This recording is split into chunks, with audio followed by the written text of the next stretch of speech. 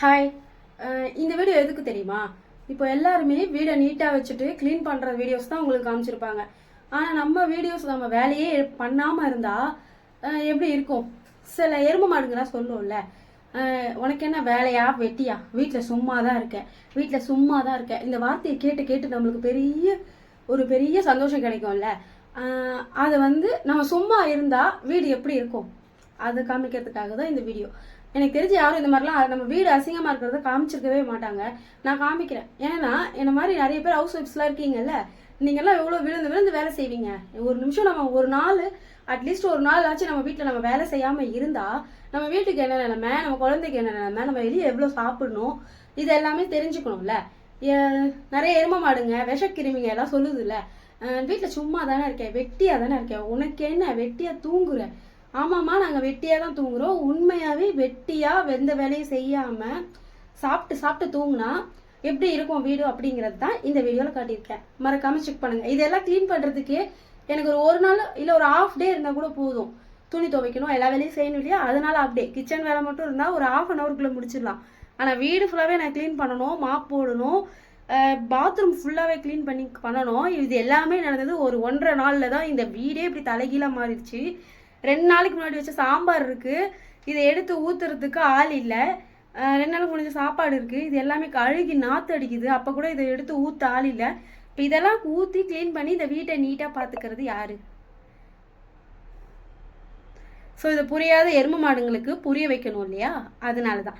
யாருமே தப்பாக எடுத்துக்காதீங்க. எருமை மாடுன்னு நான் சொல்கிறவங்க சொல்லுவீங்க இல்லையா, வீட்டை சும்மா தானே இருக்கேன், வெட்டியாக இருக்கேன்னு. அந்த சொல்கிற எருமை மாடுங்களுக்கு மட்டும்தான் இது பொருந்தும், மற்ற எல்லாருக்கும் இது பொருந்தாது. பாய். இப்போ என்ட்ரன்ஸ்லேருந்தே பார்த்துடலாம். வாசலை பாருங்கள் எப்படி இருக்குது, ரொம்ப அழகாக இருக்குல்ல. அழுக்கு துணி எல்லாமே முன்னாடியே இருக்குது. நினச்ச இடத்துல அப்படியே போட்டுட்டு போயிருப்பாங்க. இது எல்லாத்தையும் நம்ம எடுத்து வைக்கணும். ஏன்னா நம்ம ரொம்ப வெட்டியாக இருக்கோம்ல, இதெல்லாம் எடுத்து வச்சுட்டு வீடெல்லாம் பெருக்கணும். அப்புறம் வாசலையும் பெருக்கணுங்க. இப்போ நம்ம வெட்டியாக இருக்கோம்ல, அதனால் அந்த வேலையும் செஞ்சிடணும். துண்டை அங்கங்கே காய போட்டுருவாங்க, அதையும் எடுத்து க்ளீன் பண்ணி வைக்கணும். வீடெல்லாம் பெருக்கி வைக்கணுங்க. வீடெல்லாம் பெருக்காமல் இருந்தால் எப்படி இருக்கும் பாருங்களேன். பெட்டை பாருங்களேன். வீட்டில் குப்பை தொட்டி இருக்கிறத பார்த்துருப்பீங்க, வீடே குப்பை தொட்டியாக இருக்கிறத பார்த்துருக்கீங்களா? இப்போ பாருங்கள் எப்படி குப்பை தொட்டிக்கு மேலேயே குழந்தை உட்காந்துட்ருக்கா. இந்த குழந்தை எப்படியெல்லாம் உட்காரக்கூடாதுன்னு தானே நம்ம விழுந்து விழுந்து விழுந்து வேலை செய்வோம். நம்ம வீடு சுத்தமாக இருக்கணும், நம்ம குழந்தை சுத்தமாக இருக்கணும், குழந்தைக்கு எந்த பிரச்சனையும் வரக்கூடாதுன்னு. அந்த குழந்தைக்கு ஒன்றும் தெரியாது. ஸோ அது அப்படியே உட்காந்து பார்த்து, இது எல்லாமே சில பேர் ரொம்ப வழக்கமாக வச்சுட்ருக்காங்க. ஒரு வேலைக்கே போக முடியாத ஒரு ஹவுஸ் ஒய்ஃபை பார்த்து, நீங்கள் வேலைக்கு போகலையா, வீட்டில் தான் இருக்கியா, அவர் ஒருத்தர் தான் கஷ்டப்பட்டு சம்பாதிக்கிறாரா, ஏன் நீ எங்கேயாவது வேலைக்கு போக வேண்டியது தானே. இப்படியெல்லாம் கேட்கும்போது அவங்களுக்கு எப்படி இருக்கும்னு தெரில. ஆனால் அது ஆப்போசிட்டில் நின்று கேட்குறவங்களுக்கு எப்படி இருக்கும்? எதுவுமே இல்லாதவங்களை பார்த்து தான் நீங்கள் இருக்குதான்னு கேட்டுக்கிட்டே இருப்பீங்க. குழந்தை இல்லாதவங்களை பார்த்து குழந்தை இருக்கான்னு கேட்பீங்க. வேலைக்கு போக முடியாமல் வீட்டில் தவிச்சிட்டு இருக்க ஹவுஸ் ஒய்ஃப்ஸை பார்த்து வீட்டில் வேலைக்கு போக வேண்டியதானேன்னு கேட்பீங்க. கேளுங்க, கேட்டுக்கிட்டே இருங்க. எங்களுக்குன்னு ஒரு நேரம் வரும் இல்லையா, அப்போ நாங்கள் கேட்போம். அப்போ நீங்கள் என்ன பண்ணுறீங்கன்னு பார்க்கலாம். பாருங்கள், வீடு ரொம்ப அழகாக இருக்குல்ல. இந்த 1.5 நாள் நான் வேலை செய்யலை, எப்படி இருக்குது பார்த்தீங்களா? சூப்பராக இருக்குது. டீ குடித்த டம்ளரும் எல்லா இடத்துலையுமே அங்கங்கே அப்படியே ஸ்ப்ரெட் ஆகிருக்கு. போட்ட பொம்மை அப்படியே இருக்குது. பூஜை ரூம் மட்டும் ஓரளவுக்கு எப்பயுமே நீட்டாக இருக்கும். ஏன்னா நான் சாமி கும்பிடுவேன் இல்லையா, பூஜை பண்ணுவேன் இல்லையா.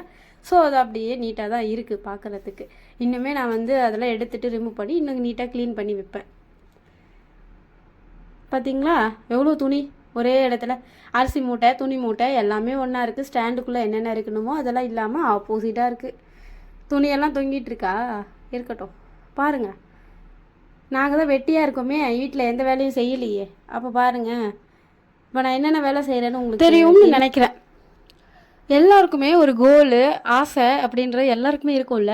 நமக்குமே நம்ம படிக்கும் போது ஒருத்தர் ஒரு கோல் வச்சுருப்போம். ஆனால் அது எதுவுமே இல்லாமல் இப்போ எல்லாத்தையுமே மறந்து, எதுக்கு வந்தோங்கிறதே மறந்து, நம்ம பாட்டுக்கு குழந்தைய பார்த்துக்கிறது, வீட்டு வேலை செய்கிறது, இதுலேயே தான் நம்ம காலத்தை ஓட்டிகிட்ருக்கோம். இருந்தாலுமே அந்த குழந்தை கொஞ்சம் வளரட்டும், நம்ம வேலைக்கு போயிடலாம், நம்ம பிடிச்சதை பண்ணலாம், ஒரு பிஸ்னஸ் பண்ணலாம் அப்படின்னு நமக்குள்ளே நம்ம ஒரு ஐடியா வச்சுருப்போம். அதை போய் ஒரு ரேடியோ எடுத்துக்கிட்டு நம்ம ஊர் ஃபுல்லாக சொல்ல முடியாதுல்ல. அதை நம்ம செய்கிறதுக்குமே கொஞ்சம் ஒரு காலம் வரணும். நம்ம ஒதுங்கி அமைதியாக இருப்போம். ஆனால் அது வரைக்கும் நம்மளை இருக்கவங்க சும்மா விடவே மாட்டாங்க. ஒரு நாள் என் ஃப்ரெண்டு ஒருத்தி கால் பண்ணியிருந்தாங்க. என்னடி பண்ணுறான்னு கேட்டா. நான் துணி துவைச்சிட்ருக்கேன்னு சொன்னாங்க. அதுக்கு உடனே கிண்டல் பண்ணி சொல்கிறா, மிஷினு துணி துவைக்குது, பூர்ணி நின்று பார்த்துக்கிட்டு இருப்பான்னு சொல்கிறாங்க. சொல்கிறவங்க சொல்லட்டுங்க. மிஷினு அவங்களுக்கு ஃபுல்லி ஆட்டோமேட்டிக் பற்றி தான் தெரியும்னு நினைக்கிறேன். என்னோடய மிஷின் வந்து செமி ஆட்டோமேட்டிக். நான் என்ன பண்ணணும்னா, ஃபோட்டோ உடனே துணியோட அழுக்கெல்லாம் டக்குன்னு போயிடாது.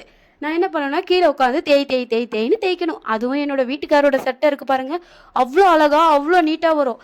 அவரோட ட்ரெஸ் எல்லாம் கீழே போட்டு பாத்ரூமில் உட்காந்து தேய்ன்னு தேய்ச்சி கழுவி வாஷ் பண்ணி திருப்பி போட்டு திருப்பி ஒரு சுற்று விடணுங்க. எங்கள் துணியில் கூட அவ்வளோ அழுக்கு இருக்காது. அவரோட துணியை வாஷ் பண்ணுறப்போ கீழே நான் 2 வாட்டி வாஷ் பண்ண வேண்டியதாக இருக்கும். ஆனால் எப்படி சொல்லுவாங்க, மிஷினில் துவைக்கிறா, அவளுக்கு என்ன வேலை? இதில் ஒருத்தர் கேட்டாங்கங்க, உனக்கு என்னம்மா வேலையா வெட்டியா வீடியோ போட்டுட்ருக்கேன், அதனால தான் வீடியோ போடுறேன். அம்மா தாயே, எனக்கு நிறைய வேலை இருக்குமா, அதில் எல்லா வேலையும் சேர்த்து தான் நான் இந்த வேலையை செய்கிறேன். ஏன் செய்கிறேன்? எனக்கு பிடிச்சதை எதையாச்சும் ஒன்று நான் அப்படிங்கிறதுனால தான் நான் பண்ணிகிட்ருக்கேன். இதெல்லாம் பேசுகிற வெட்டியா நீங்கள் தான் வெட்டியாக இருக்கீங்க. நீங்கள் ரொம்ப வெட்டியாக இருக்கிறதுனால தான் இந்த கேள்வியெல்லாம் என்னை பார்த்து கேட்குறீங்க. இது ஒரு 2 நாள் உட்காந்து ஃபீல் பண்ணுவேன். அடுத்த நாள் என்னோடய வேலையை பார்த்துக்கிட்டு நான் போய்கிட்டே இருப்பேன். ஏன்னா இது என்னோடய கடமை. 2 நாள் விட்டதுக்கே இந்த வீடு எப்படி மாறுச்சுன்னு உங்களுக்கு தெரியும் இல்லையா?